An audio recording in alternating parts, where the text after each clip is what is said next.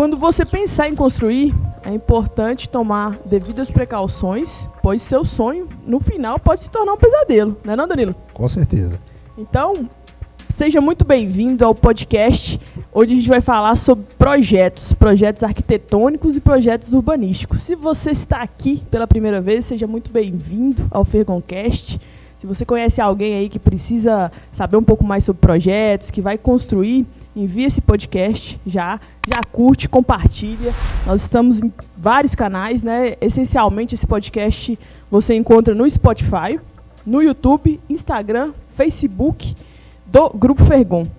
Então, né, quando você pensar aí em construir, né, e planejar, é importante tomar esses devidos cuidados.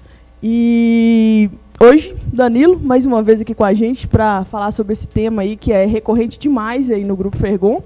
Então, seja bem-vindo mais uma vez e fala pra gente aí o que é um projeto de arquitetura e engenharia e qual que é a sua importância aí na construção de um lar, né? Laís, primeiro agradecer a Deus, né, a oportunidade da gente poder estar falando sobre esse tema que para nós ele é tão importante, né, que são os projetos dentro da construção civil, de várias etapas que a gente trabalha, né, no dia a dia. Fundamentalmente a gente vai falar aqui da principal etapa, que é o projeto. E assim, Laís, projetos técnicos de engenharia e arquitetura são aplicados pela norma como os elementos que a gente consegue representar graficamente, né, os elementos que são necessários para a gente poder executar uma edificação. Estou falando aqui de uma edificação, exemplo, uma casa, um estabelecimento comercial, enfim. Então, aquele elemento que ele está representado graficamente através de um desenho, que lá estão contidos todas as medidas, é um desenho geométrico, que estão contidas todas as informações relativas às medidas, às cotas, os níveis, tudo aquilo, é o que a gente trata como um projeto técnico de arquitetura e engenharia, né? De uma forma assim mais normativa. Mas, como sempre, né, é sempre bom a gente fazer um ensejo histórico aqui para a gente poder entender. E é uma coisa que atrai a gente bastante, assim, né, buscar entender os princípios. A gente não tem na humanidade, Laís, ao certo, qual foi o primeiro projetista, qual foi o primeiro projeto. A gente tem relatos históricos que as próprias pirâmides do Egito e outras obras faraônicas foram feitas através de projetos. Que os faraós lá, eles tinham, né, arquitetos, pessoas que idealizavam os projetos, que aquilo foi seguir uma orientação técnica, né, de um projeto.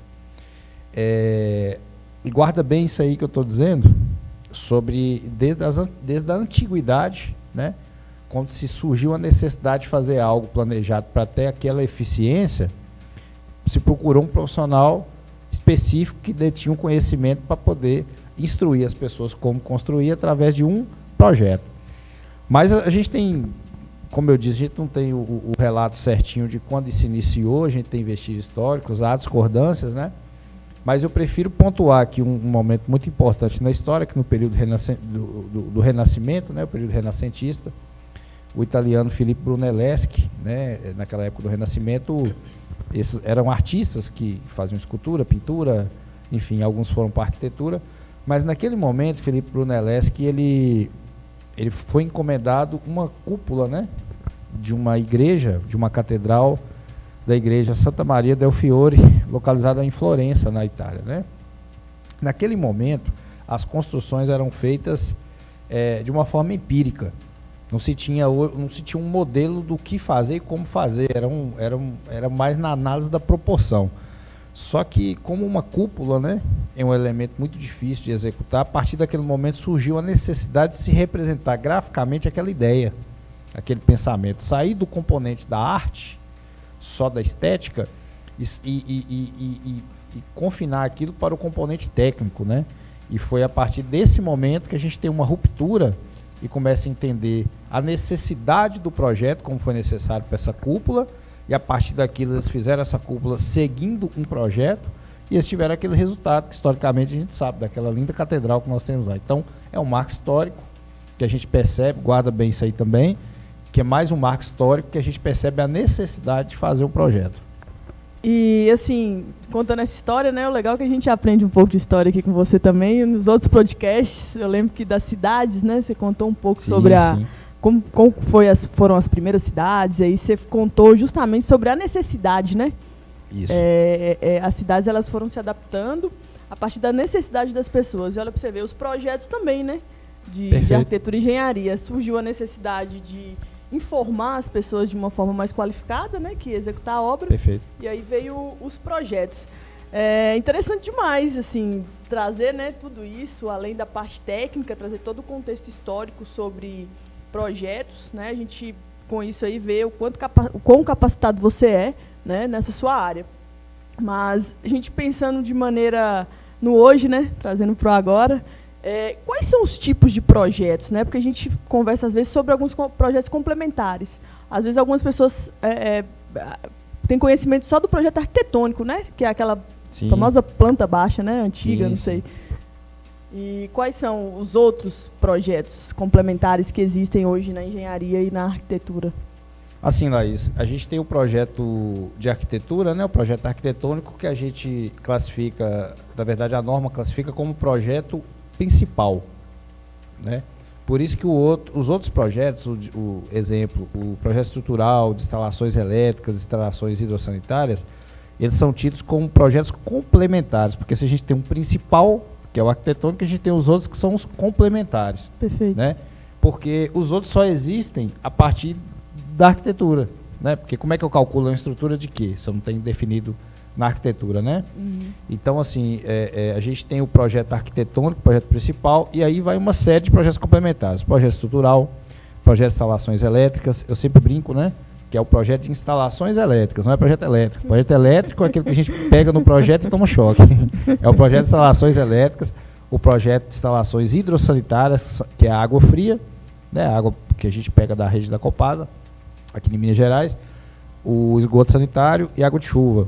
E, em alguns casos, água quente, né? Que é a tubulação branca de CPVC, que ela tem uma resistência à temperatura maior, né? Naqueles coletores solares e tal. A gente tem o projeto de voz e dados, que aí eu estou falando do projeto da parte de telefonia e dados de internet, essas coisas. CFTV, que tem a ver com monitoramento, né? Sistemas de monitoramento, circuito interno, né? De câmeras. A gente tem o SPDA, que é o Sistema de Proteção de Descargas Atmosféricas, que são para-raios e aterramentos para a gente controlar as descargas de raios, né? A gente tem o projeto de prevenção e combate a incêndio, que é um projeto que cada vez mais com a implantação, né, do pelotão do Corpo de Bombeiros aqui na cidade, a gente tem fiscalizações por famoso AVCB, né, que é o alvará de funcionamento dos estabelecimentos através do laudo do Corpo de Bombeiro. A gente está aqui, inclusive, numa obra que foi interditada pelo Corpo de Bombeiros, quando a gente pegou isso aqui, fez um projeto aprovado, que é o antigo ginásio pós-esportivo, Arena Fergon, né? E tem diversos outros projetos lá, diversos outros projetos. Projetos de climatização, projetos luminotécnicos, projetos de arquitetura de interiores, que é um barato, né? Mandar um salve aí para Maiara, nossa arquiteta de interiores. Aí, Maiara, você está aqui na próxima, hein? Te chamar para o podcast. Com certeza. E como eu já falei com Maiara, eu preciso falar do Matheus, preciso falar do Matheus Berizal, nós temos o Antônio Castro, né, o Júnior, e temos o Carlos Eduardo, famoso Eduardão, que são os componentes, né, da nossa equipe técnica aí. Verdade. Porque senão em Ciúma você sabe como é, né? Então, assim, Laís, são esses projetos, tem outros projetos, são vários outros projetos, tem projeto de paisagismo, tem projeto de conforto térmico, projeto acústico, a gente fez esse estúdio aqui que nós estamos estreando aqui, graças a Deus, né? Que tá top, viu? Tá bonito demais. Estamos sentindo aqui, né, numa casa nova. E que será a nossa casa do podcast agora, né? Já principal. Com certeza. Então, assim, existem todos esses projetos, né? Assim, e é importante listar, porque é uma série de projetos técnicos de arquitetura e engenharia, né? Depende aí da necessidade da pessoa, né? E da edificação. Isso. Ô, Danilo, comumente, né, o que eu entendo, né, é que a pessoa, ela se planeja, às vezes, no financeiro, e ela fala, vou juntar um dinheiro aqui, vou comprar um terreno, aí depois, quando eu for construir, eu vou pensar num projeto. Então, nem projeto faz, né? Mas se a pessoa for, né, ela for responsável, né, e querer fazer uma obra mais qualificada, ela fala, não, vou fazer um projeto. Qual que é o momento de fazer o projeto? Laís, Se a pessoa ela tem por definição construir uma casa, eu acho que é muito importante ela primeiro definir o local, porque é a partir do local que a gente tem as premissas do desenvolvimento do projeto. No caso, o arquitetônico, que é o primeiro, que é o projeto principal. A gente tem na empresa aí os executivos de negócios imobiliários, que são, além de corretores, pessoas que vão orientar a pessoa na melhor escolha dessa matéria-prima, né? Que é o terreno. O terreno é a grande matéria-prima para poder desenvolver todos esses projetos até construir e transformar aquilo em um lar, no caso de uma casa. A partir desse momento, é um barato como acontece, né? O atendimento dos executivos de negócios imobiliários. O Pedro e o Davidson lá na empresa, que eles conseguem, como eles trabalham numa equipe multidisciplinar, a gente consegue fazer um atendimento completo, que consegue levar um profissional técnico que entende de projeto, entende de construção, para escolher um terreno que melhor se adequa.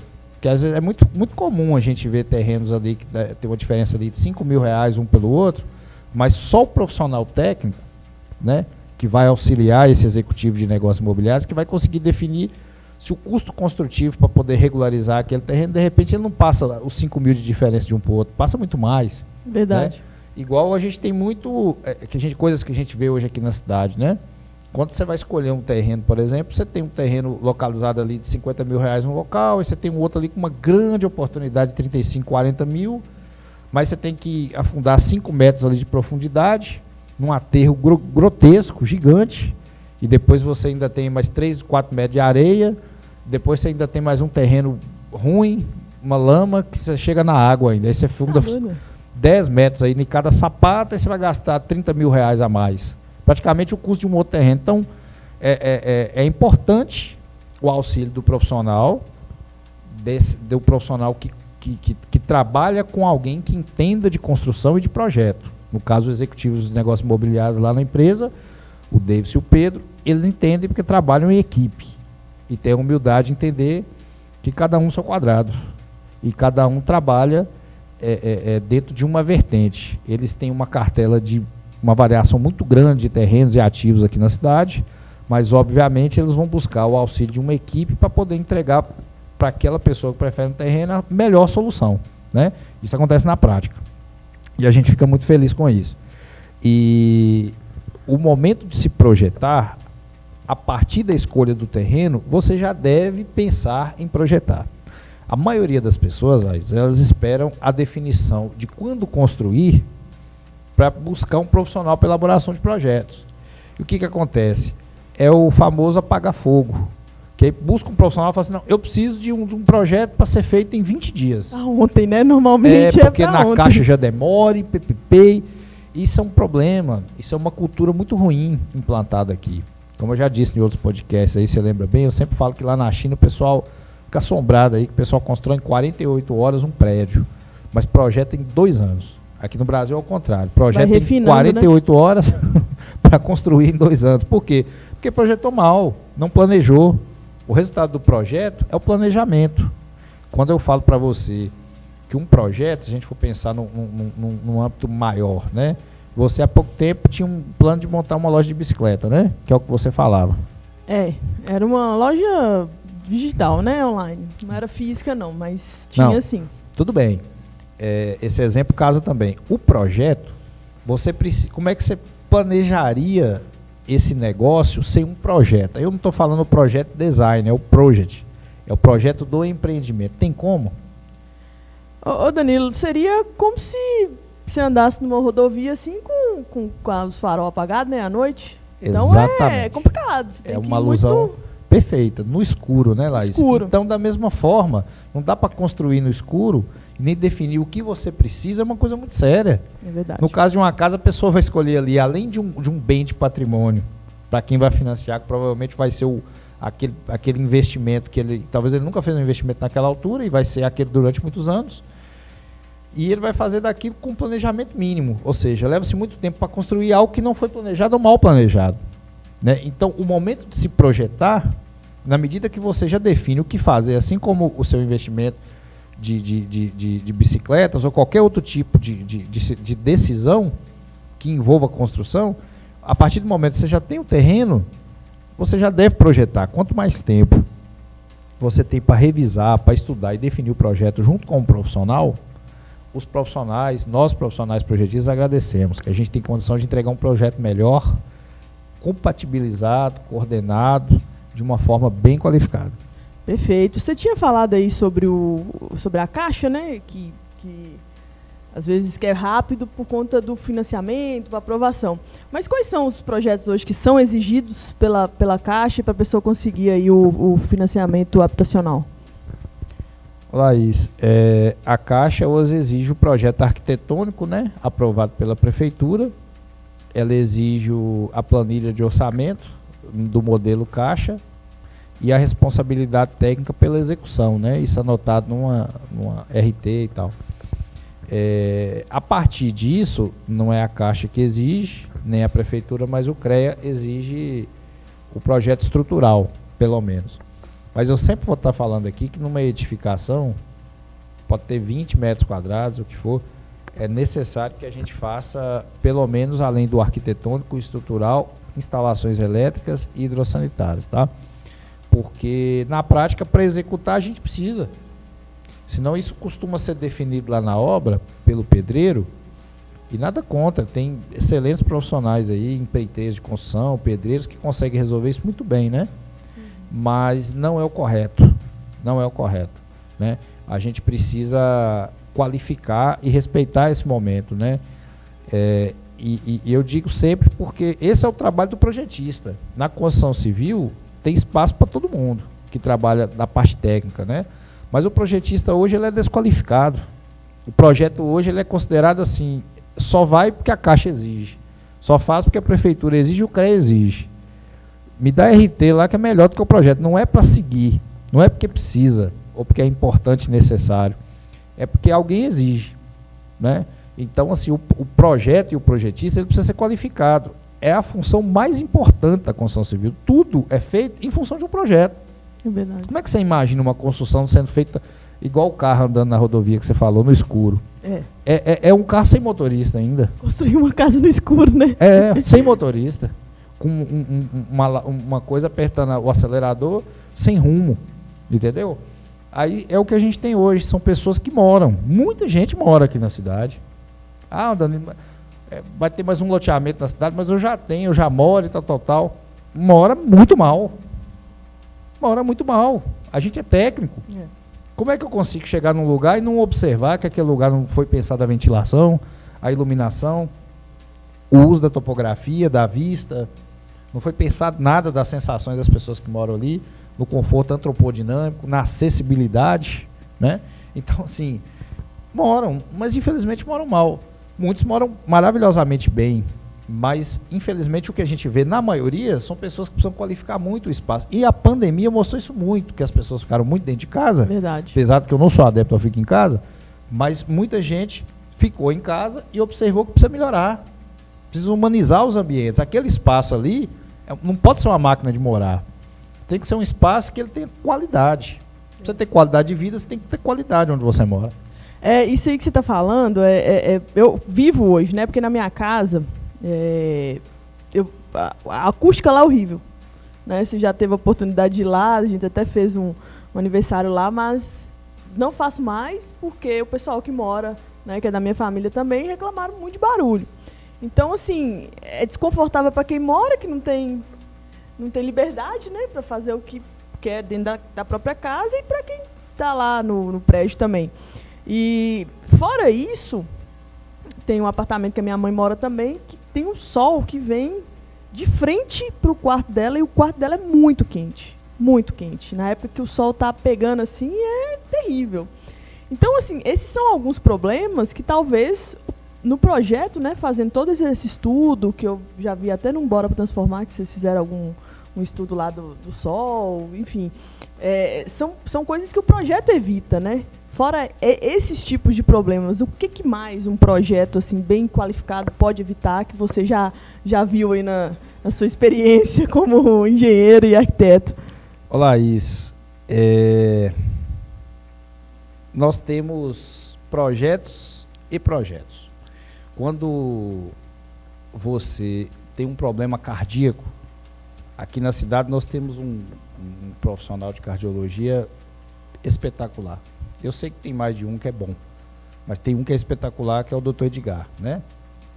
A gente tem gente aí do sul da Bahia, de muito local, que vem aqui para consultar, e o cara é bom mesmo, né? Ele é muito bom, é uma referência. E eu sei que quando a pessoa vai fazer uma cirurgia, ele procura não colocar o coração dele na mão de qualquer um. Tá? Mas o projeto, infelizmente, ele tem colocado na mão do mais barato. Por isso que a gente tem hoje um quarto virado para o sol da tarde, onde você não usa, que é o exemplo que você colocou, é um local que você não tem isolamento acústico, nem conforto acústico. A NBR 15.575, que trata sobre norma de desempenho de edificações, passa longe o projeto.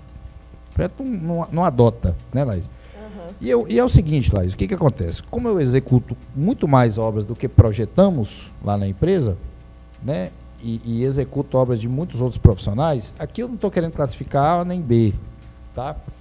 Tem muitos profissionais mais novos para ingressar dentro do mercado, o que ele faz? Cobra mais barato. Verdade. A maioria das pessoas paga mais barato. A preocupação é regularizar. Um projeto para regularizar. Não, mas esse projeto está aprovado. Desenhou, está aprovado. Beleza. O pedreiro ignora o projeto. Os elementos das informações do projeto não são suficientes para executar a obra. Não é um projeto executivo, é um projeto de prefeitura só. Esse projeto ele não resolveu os problemas, não trouxe soluções para que deveriam ser solucionadas.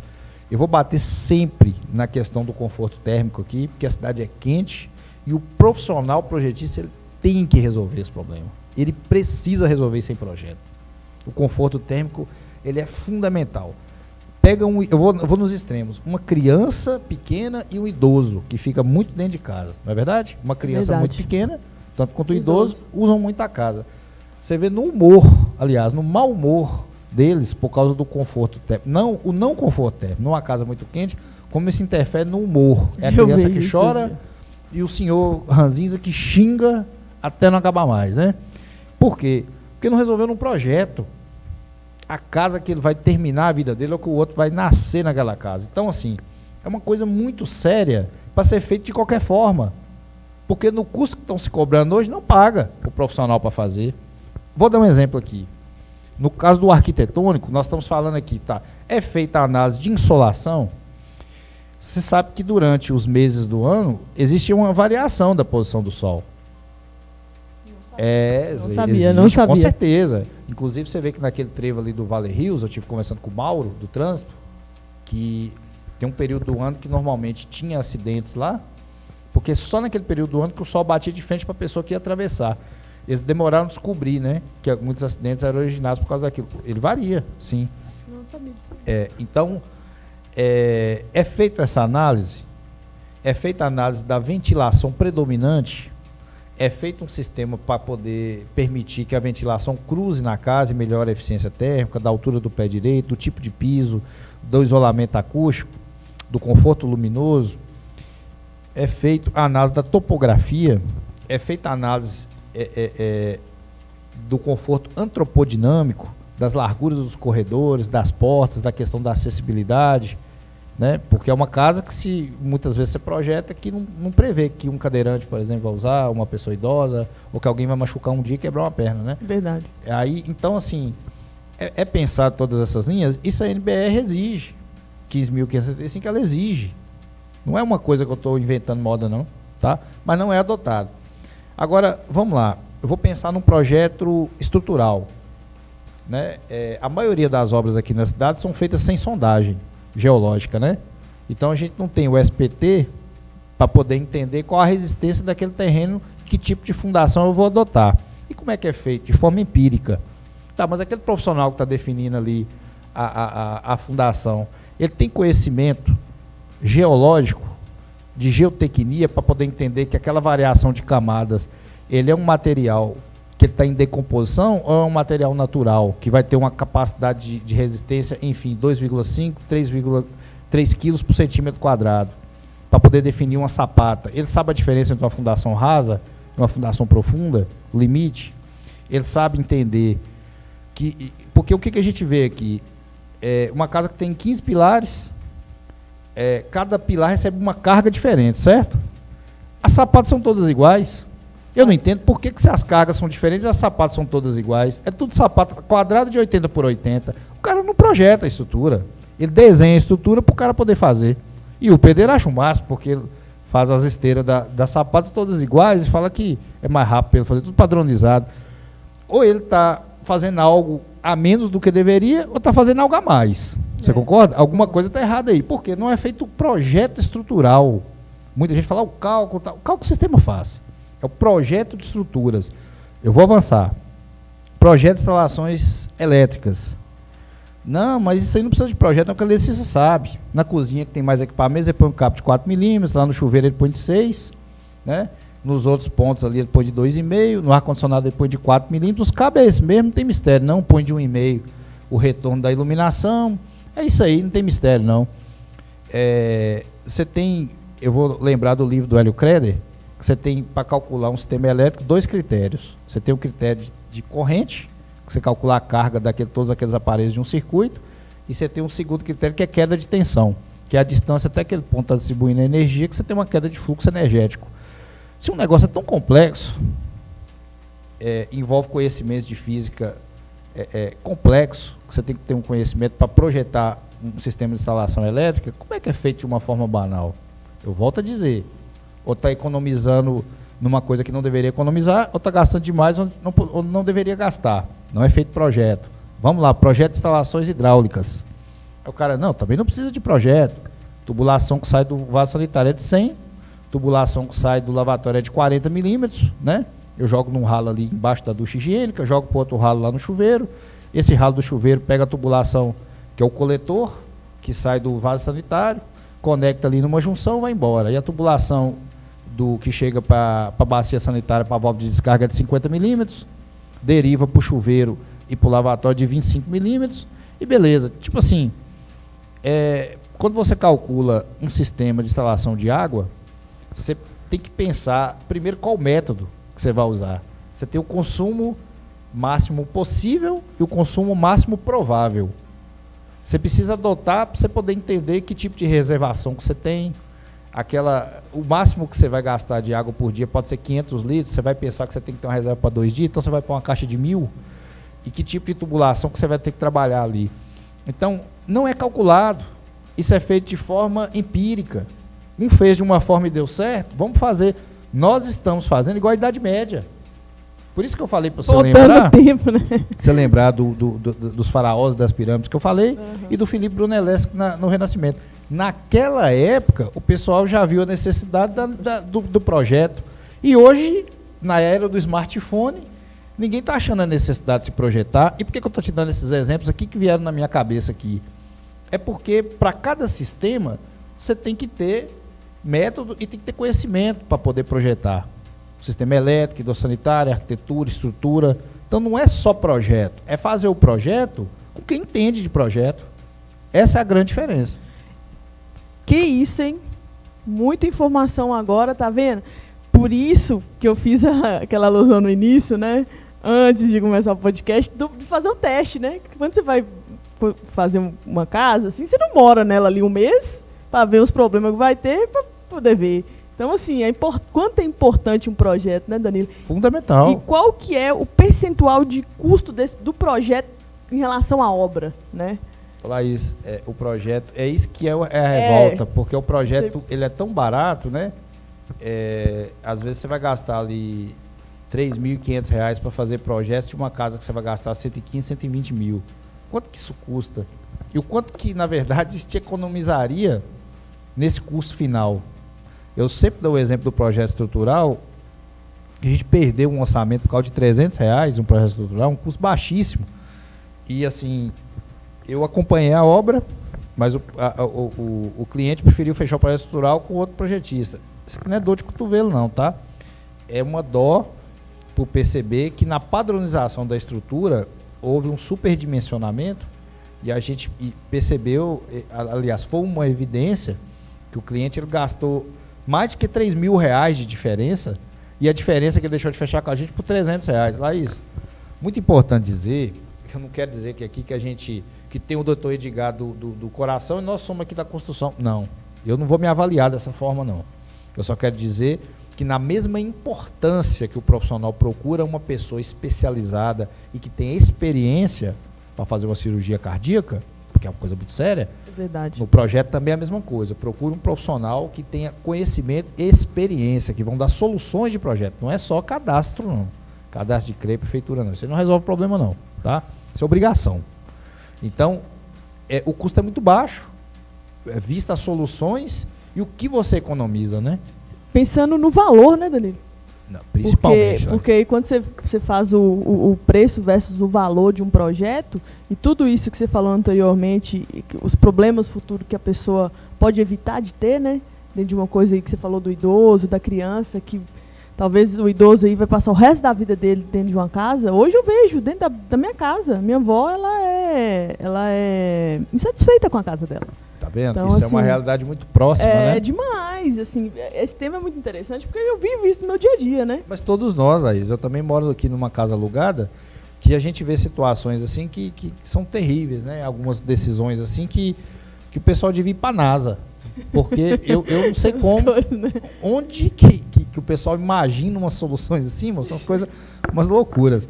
Agora, Laís, é muito importante dizer o seguinte, a gente tem uma equipe que desenvolve projetos na empresa, né, que eu citei o nome aqui da galera, e assim, a gente sabe separar bem a função de cada um. Existe uma função de coordenação de projetos e compatibilização lá, que é um barato e consegue qualificar os projetos, né? Sim. Que é o que? Compatibilizar e coordenar é garantir, por exemplo, que onde vai descer uma prumada de água de chuva não vai ser o mesmo lugar do pilar. Né? A gente pensa isso antes, não é na obra, não. E assim, Laís, ao mesmo tempo que eu te falo isso, eu fico muito sensível aos novos profissionais mais novos, que são essas situações que eu vejo na obra. Muitas vezes, assim, apesar de meio carrancudo assim, para desenvolver, aquilo esconde muita falta de experiência, de estágio, né? Sim. De coisa que numa má formação, assim, tem entregue, sabe? E assim, isso é um fato, isso é a realidade, né? Assim, e essa pouca experiência, às vezes falta também da falta de network, de trocar ideia, de buscar profissionais, principalmente que tem experiência com execução há muito tempo, chegar junto ali de um bombeiro, de um pedreiro, de um eletricista, perguntar como é que as coisas funcionam, porque a gente aprende muito com esse pessoal da obra, né? Esse pessoal da obra não, que eu também sou da obra, né? Mas vamos pensar assim, os pedreiros, as pessoas que operam, né, de fato, cada atividade. Sim. Assim, o que eu aprendi de construção, com certeza, né, muito disso vem da obra, que até antes mesmo de eu mexer com faculdade, eu já era envolvido em obra desde criança, então assim, isso é muito importante. Inclusive, Laís, no final eu vou só deixar uma situação recado aí. A gente já está assim, caminhando aí para o final mesmo, né? Pessoal, eu acho que a gente vem melhorando, né, na minha avaliação a cada podcast. Então esse aqui eu acho que vai ficar absurdamente bom com esse volume de informação. E a nossa missão como empresa, e eu falo também do meu departamento, hoje a gente busca esclarecer você, esclarecer as pessoas. A gente está aqui para responder as suas perguntas, então você pode deixar aqui nos comentários, chama a gente no direct, se tiver alguma ideia, se precisar do Grupo Fergon aí para construção civil e urbanismo, estamos à disposição. E encaminha aí para aquele amigo, alguém que está pensando em construir, já vai casar, né? Está na hora de fazer o projeto. Mas assim, vamos encaminhar agora para o final, né? Fazer a última pergunta para Danilo aqui. Danilo, comprei o terreno, ou então estou pensando em comprar um terreno, vou lá no Grupo Fergon. E aí? Como que vocês vão resolver o problema da pessoa lá? Como é que é? Os meninos do negócio, dos executivos, os arquitetos, como é que funciona lá no Grupo Fergon? Conta aí para as pessoas. Você será primeiro atendido, né? Você será recebido pelo setor, pelo atendimento. O atendimento vai buscar organizar uma agenda para que você seja atendido por um dos executivos de negócios imobiliários que a gente tem. E esse profissional vai te orientar na melhor escolha do terreno. Ele é envolvido com uma equipe, né? Enfim, mas ele vai envolver na decisão do terreno. Uma vez definido o terreno, ele vai encaminhar para o setor técnico né, onde você tem os profissionais que desenvolvem projetos que vão fazer a primeira entrevista para definir o programa de necessidades. No caso de um projeto arquitetônico, para definir o que essa pessoa precisa para construir, de que forma, vão ser colocadas todas as informações, inclusive as subjetivas. Né? A famosa anamnésia da construção aí que Pedro fala, né? Pedro está fissurado nesse negócio dessa anamnésia. Mas isso é uma... A analogia que ele faz é interessante. Mas é porque Pedro está numa vibe do Freud bem pesada, né, e tal. Mas mas isso aí é com muita felicidade e que ele com muita assertividade que ele fala isso mesmo, que é de fato buscar entender, de repente até algumas nuances que nem mesmo o cliente fala que ele precisa. Porque na maioria das vezes ele é leigo, né, e nunca construiu, então às vezes ele nem consegue dizer todas as informações do que ele precisa. Então é meio que um exame assim também, né? Às vezes, isso é interessante você estar falando. Às vezes a pessoa quer fazer uma casa, mas ela só tem um ponto de referência, né? Que é de um amigo, de um vizinho e tal. Mas, ou nem isso. Aí, a gente traz, né? Passa todas as informações e faz como a pessoa deseja. Isso. Depois do projeto arquitetônico definido, normalmente tem as etapas de apresentação. Hoje a gente qualifica isso, né? Com a apresentação do modelo tridimensional, enfim. A partir dessa definição, são feitos outros projetos complementares, no caso que eu citei, pelo menos o estrutural, de instalações elétricas e o hidrossanitário. Até isso está tudo pronto para poder ser transferido para uma planilha de orçamento, que são ali definidos todos os quantitativos, né, e as especificações do que vai ser, numa planilha para saber quanto vai custar o orçamento da execução da obra até ir, de fato, para a execução da construção, né? Perfeito, aí pessoal, você já tem o caminho, precisando construir, fazer projeto, só procurar aí o Grupo Fergon. Agradeço mais uma vez você que está aí até o final, né? Esse podcast a gente faz com muito amor, a gente, como eu disse antes, a gente quer esclarecer, a gente entende que o nosso cliente ele precisa estar informado, quanto mais informado ele estiver, melhor. A gente quer discutir aqui com pessoas que estejam esclarecidas. Então, muito obrigada, curte, compartilha e manda esse podcast aí para a galera e ajuda a gente a disseminar. Danilo, muito obrigada mais uma vez, né, por estar aqui, ajudando a gente aí a fazer um marketing de conteúdo cada vez melhor. E faça suas considerações. Olá, isso com muita humildade, né, da forma que a gente puder contribuir, que a gente sempre vai estar aberto para poder estar entregando conteúdo, porque isso daí é o que a gente acredita, né? Verdade. Que a gente precisa dividir as coisas mesmo, né? Não é porque a gente imagina que é melhor do que ninguém, não. Essa referência não é a gente que faz, nem deve fazer, e nem nos achamos assim, não. Se não fosse assim, a gente não busca melhorar continuamente todos os dias, né? E de qualquer forma estamos abertos, né, Danilo? Assim, não só para os clientes, mas profissionais aí da construção civil também, que tiver opinião e quiser contribuir com a gente. Olá, Laís. Eu preciso dizer o seguinte, esse setor de desenvolvimento de projetos da empresa, ele foi idealizado, né, assim, principalmente a prestação de serviço, que ela era de uma forma interna, mas a prestação de serviço externa de projetos, na pandemia, né, na primeira semana do primeiro lockdown. Eu lembro exatamente desse dia. E nós pensamos uma forma de trabalhar esse setor técnico de uma maneira sustentável, irrigar financeiramente a empresa através da prestação de serviço de projetos, e a gente qualificou a equipe e buscou fazer esse trabalho. Graças a Deus, a gente conseguiu fazer bastante projeto, tem feito bastante projetos muito qualificados, grandes parceiros que acreditaram na gente aí. A gente tem projetos maravilhosos aqui na cidade, a gente tem projetos feitos em vários locais de Minas Gerais e fora de Minas Gerais. A gente fez todos os projetos complementares da moradia estudantil, do pé de moradia estudantil aqui do Instituto Federal, que a gente teve a felicidade de participamos também de licitações em faculdades federais, fomos convidados por outras, como a Universidade de Alfenas, né?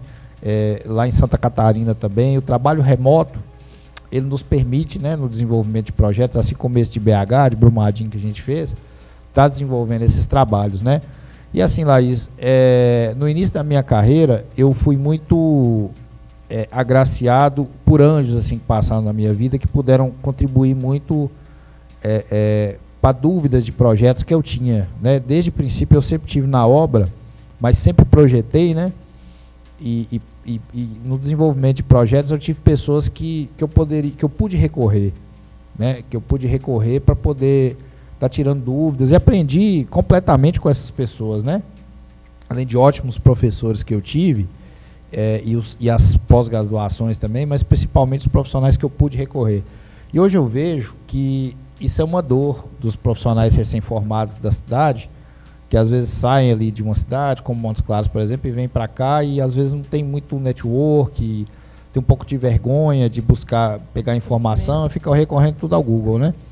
Então, assim, Laís, eu quero que deixe aí o link, Eduardo, de um Telegram ou de um WhatsApp, você vai definir aí pra gente. Vamos definir. Que a gente vai criar só para poder trocar ideia com profissionais de arquitetura e de engenharia recém-formados ou novos aqui na cidade, para a gente trocar ideia.